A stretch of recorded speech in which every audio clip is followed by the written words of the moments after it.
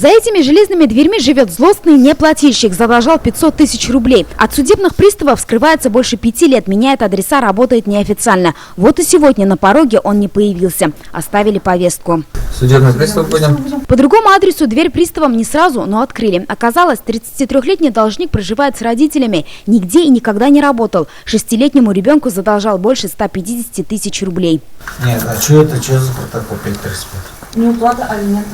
Нет работы, говорит этот неплательщик. За него алименты пару раз выплачивала мама. Я перечисляла 2 месяца. Вы со своего перечисляли? Я ее, вместе уж, да. Своего имущества у должника не оказалось. Изъяли лишь телефон. Еще ограничили в управлении автомобилем, наложили запрет на выезд за границу. Если он в дальнейшем не будет оплачивать алименты, в отношении его уже у вас будет уголовное дело. Сейчас таких злостных неплательщиков в районе свыше 200 человек.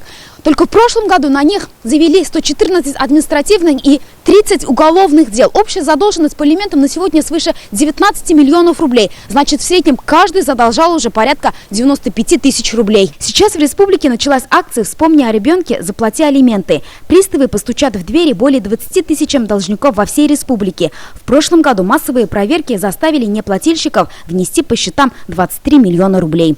Филюза Хамидуллина, Эрик Хабибуллин, ТНВ, Альметьевск.